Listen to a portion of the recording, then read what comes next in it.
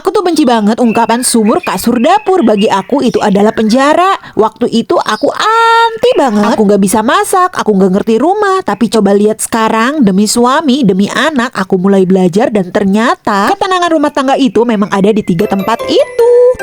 Halo guys, sini kalian para ibu-ibu, emak-emak ataupun bapak-bapak dan para gadis terutamanya yang berpikir capek kerja mau nikah aja. Kalian harus tahu hal yang satu ini, pokoknya tonton sampai habis. Karena aku mau berbagi pengalaman yang bener-bener bakalan relate banget sama kehidupan kamu ke depannya. Jadi langsung aja, dulu tuh aku berpikir perempuan hebat itu karirnya tinggi, punya meeting, pakaian yang bagus, selalu pakai blazer, selalu pakai hak tinggi. Soal urusan rumah, ada orang lain, di rumah juga ada orang tua. Sampai saatnya aku menikah, idealisme itu hancur seketika. Ternyata hal yang aku anggap bukan masalah karena ada orang lain dan orang tua itu menjadi bom waktu untuk diriku sendiri. Kalian tahu nggak? Aku tuh nggak bisa masak, nggak bisa urus rumah, nggak bisa nyetrika. Deng bisa kalau nyetrika, tapi nggak serapi mama aku kalau nyetrika. Dan ketemu suami yang bener-bener perfeksionis. Kalau kerja itu pengennya baju nyelimpit banget. Tiap pagi pas suami mau berangkat kerja, pasti bakalan ada komen yang agak sedikit menyakitkan masalah baju yang disetrikanya kurang rapi. Dan pada saat itu juga aku ngerasain gagal jadi istri. Lalu rumah kami berantakan, gak nyaman. Aku terus bertanya-tanya kenapa sih harus aku yang mengerjakan semua ini. Rasanya beban di pundak itu berat banget. Sampai suatu waktu, karena pada saat itu aku masih ikut sama mertua, rasanya tuh malu banget kalau apa-apa diduluin sama mertua dan dikerjakan sendiri sama mertua. Dan dari situlah titik baliknya aku putuskan untuk belajar. Iya, sama aja kok, aku tuh awal-awal sama mertua itu canggung, bingung mau nanyain belajar dari mana awalnya. Walaupun mertua agak sedikit pendiam, tapi beliau mau sedikit mengarahkan dan mengajari aku sedikit demi sedikit. Belajar mengolah dapur, belajar mengolah keuangan, belajar hal-hal yang belum aku ketahui sebagai ibu rumah tangga. Dan puncaknya, jeng jeng jeng jeng, ternyata kepuasan saat melihat suami lahap makan masakan kita, atau saat anak-anak tidur nyenyak di kasur yang rapi, itu tuh tak ternilai harganya. Aku mulai melihat 3 pilar itu bukan lagi belenggu, tapi kekuatan. Pertama, dapur. Ini bukan soal jago masak, tapi soal nutrisi dan cinta. Masak yang sederhana aja kayak tadi, cuman goreng tahu dan bikin urap labu siam aja, pure handmade dari tangan aku sendiri. Suami merasa dihargai, anak tumbuh sehat. Kedua, sumur. Rumah yang bersih membuat pikiran kita bersih. Bukan soal harus kinclong terus, tapi soal kerapian yang nyaman. Terus, dan yang terakhir itu di kasur. Bukan hanya tentang keintiman fisik loh, tapi juga istirahat, kualitas tidur, dan me time. Jangan sampai sibuk mengurus rumah, kita lupa mengurus diri sendiri. Setidaknya berikan waktu untuk diri sendiri setiap hari, karena ibu yang bahagia akan menciptakan rumah yang bahagia. Ingat ya, kita bisa memberikan yang terbaik kalau kita sendiri sudah terisi. Nah, jadi buat ibu-ibu yang mungkin sekarang sedang merasa tertekan, yang merasa nggak bisa apa-apa seperti aku dulu, tarik nafas.